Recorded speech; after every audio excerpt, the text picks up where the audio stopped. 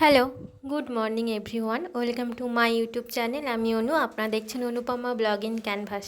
আশা করি আপনারা সবাই খুব ভালো আছেন আর আমিও ভালোই আছি।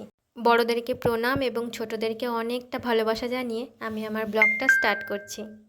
আর দেখো, সকাল সকাল এই মিষ্টি মুখটা দেখতে কার না ভাল লাগে বলো। তো সকাল সকাল গবলু আজকে আমাদের বাড়ি চলে এসছে। প্রায় দিনই আসে, প্রায় প্রত্যেক দিনই আসে।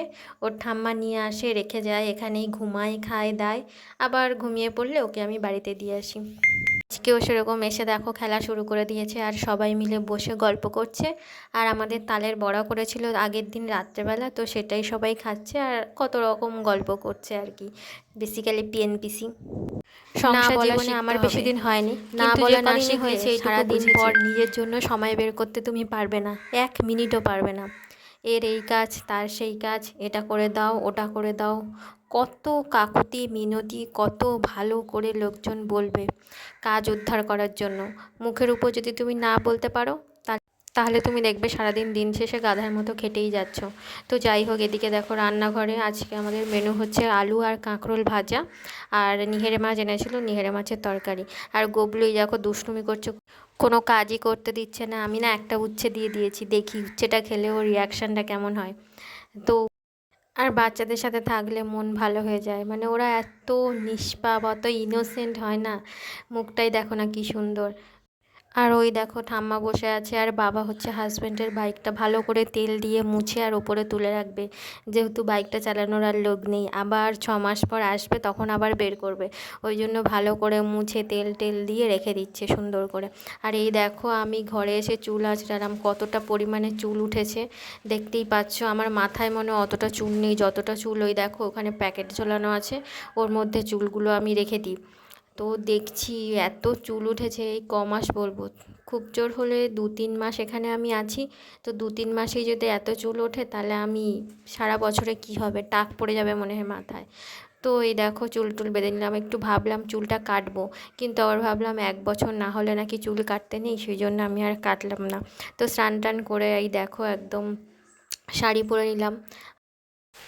কী করে যে কোন দিক থেকে সময় চলে যায় না আমি বুঝতেই পারি না। ঘরের কাজ খুব একটা যে করি সেটা না, কিন্তু এই দুবেলা টিউশন পড়ানো, সকালে রাতে, মানে সন্ধেবেলা সকালবেলা দুবেলা টিউশনি পড়ানোর জন্য না নিজের জন্য যেন কিছুতেই সময় বের করতে পারছি না। একটু পড়াশোনা শুরু করব তাও আমি যেন টাইম বের করতেই পারছি না। 2টো বই অর্ডার দিয়েছি, যেগুলো এলেই পড়াশোনাটা একটু শুরু করব ভাবছি আবার নতুন করে। হাজব্যান্ডও বারবার ফোন করে বলছে যে পড়াশোনাটা শুরু করো, শুরু করো। আর এই দেখো যে পুজো দিতে গেছিলাম এই শাড়িটা পরে, তো সেই শাড়িটা আমি ধুয়ে দিয়েছিলাম, সেটাই এখন গোছাচ্ছি। আরও অনেক জামা কাপড় আছে যেগুলি ইস্ত্রি করতে হবে, ইস্ত্রি করে গোছাতে হবে।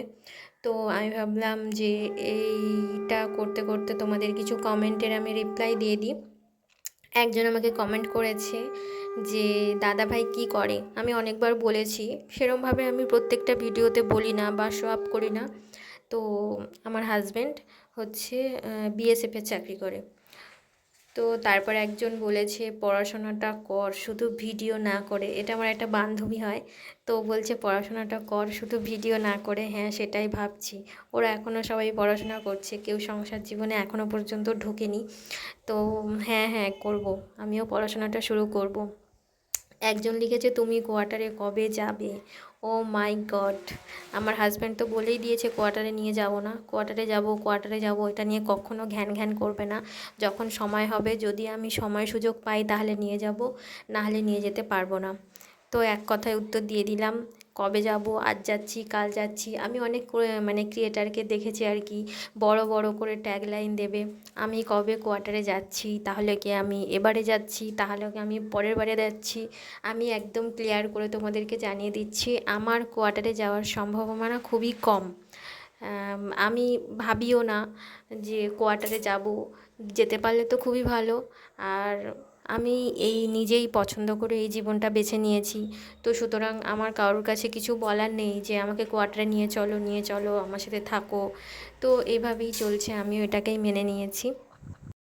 হাজব্যান্ড চলে যাওয়ার প্রথম কয়েকটা মাস যেন পাহাড়ের মতো ভারী ঠেকেছিল আমার, সত্যি বলছি। কাজের মাঝে, রান্নার সময়, কিংবা রাতে ঘুমাতে যাওয়ার আগে প্রতিটা মুহূর্তে আমার মনে হতো আমি নিঃস্ব হয়ে গেছি, দিনে 2-1 বার ভিডিও কলে কথা হতো ঠিকই, কিন্তু ফোনের ওপাশে স্পর্শহীন হাসি কি আর বুকের ভেতরের শূন্যতা মেটাতে পারে বলো? দূরে থেকে ওরও মনটা ছিল খুব খারাপ। অচেনা জায়গা, একটা লড়াইয়ের মাঝে পড়ে গেছিলাম আমি। রাতে বলতো, নিজেকে শক্ত করো, এত অল্পতে ভেঙে পড়লে চলবে না। তুমি হেরে গেলে আমি এখানে কি করে লড়বো বলো? তো এই করে করে দিন কেটে যাচ্ছে, আর কি বলবো বলো। এই দেখো এক গাদা জামা কাপড়, তাই জন্য তো আবার নিজেকে ব্যস্ত করার পথ খুঁজে বের করেছি। বহুদিন ধরে জমে থাকা নিজের ভালো লাগার কাজগুলোকে আবার নতুন করে করতে শুরু করেছি। বিকেলবেলা ছাদে আসি, ভিডিও বানাই, বই পড়ি, ইউটিউব দেখি, রান্নার নতুন নতুন জিনিস বানাই, খাবার জিনিস। ওর কথা ভেবেই ওর কাছেও নিজের কষ্টগুলোকে বলতে পারি না, ও তো কষ্ট পাবে। বেকার বলে কোনো লাভ নেই। এখন ফোন করি আর দুজনে মিলে স্বপ্ন দেখি আমাদের ভবিষ্যৎটা কেমন হবে। এবারে যাওয়ার সময় না বারবার বলছিল একদম যেতে ভালো লাগছে না শ্রেয়সী, আবার কবে আসবো, কারণ এবারে টানা 2 মাসের ছুটি নিয়েছে, তো ওই জন্য 6 মাস থাকতে হবে, 6 মাস পরে আসবে, একদম পরের বছর আসবে, এবছর আর আসবে না। তো বারবার যেতে যেতে বলছে একদম ভালো লাগছে না, না গেলে কি আমাদের সংসারটা চলবে না? কিন্তু সত্যিই না গেলে আমাদের সংসারটা চলবে না। সংসারে কেউ কিছু করে না, আমরা পাঁচটা মানুষ, ওর টাকা পাঠায়, সেই টাকাতেই আমরা খাই, আর কেউ এখানে কিছু করে না। আমি শুধু যা টিউশন পড়াই। তো যাই হোক, সেসব কথা বলছি না। দাদু ঠাম্মা আছে, বাবা মা আছে, ওষুধপত্র, খাওয়া দাওয়া সব খরচ কী করে চলবে বলো? গ্রামে যদি চলে আসে কাজ না করে আর কি। ওখানে গিয়েও বারবার ফোন করছে আর বলছে যে, ওখানে গিয়েও ফোন করে বলছে আমি না আবার নতুন করে পড়াশোনা শুরু করেছি, অন্য পরীক্ষাগুলো দেব, বাড়ি থেকে যে চাকরি করা যায় সেই চাকরিই করব।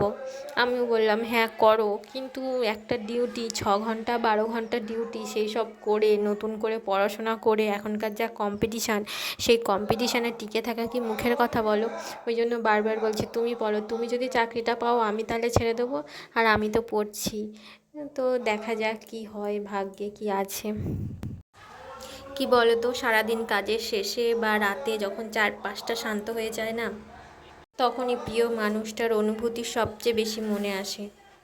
ঘরের প্রতিটি কোণায় একসাথে কাটানো মুহূর্তগুলো মানে বুকটা হু হু করে ওঠে। না চাইলেও স্মৃতিগুলো মনে পড়ে যায়। আর মনের সব অনুভূতি না সবসময় মুখে প্রকাশ করা যায় না। নিজের ভেতরের কষ্টটা চেপে রেখে সবার সামনে স্বাভাবিক থাকার চেষ্টা করতে করতে না একসময় মানসিক ক্লান্তি চলে আসে। দূরত্বের কারণে যেন প্রতিটা দিন এক একটা বড় দীর্ঘশ্বাস হয়ে দাঁড়ায়। কখন ফোন আসবে, তখন তার গলা শোনা যাবে, কিংবা কখন কবে আবার দেখা হবে, এই অপেক্ষাতেই আমার দিনগুলো কাটছে। তোমরা কেমন আছো আমাকে জানিও। ভালো থাকো, নিজের কাছের মানুষটাকে আগলে ধরে রাখো। সত্যি অনেক মূল্যবান তার প্রতিটা কথা, একসাথে খুনসুটি।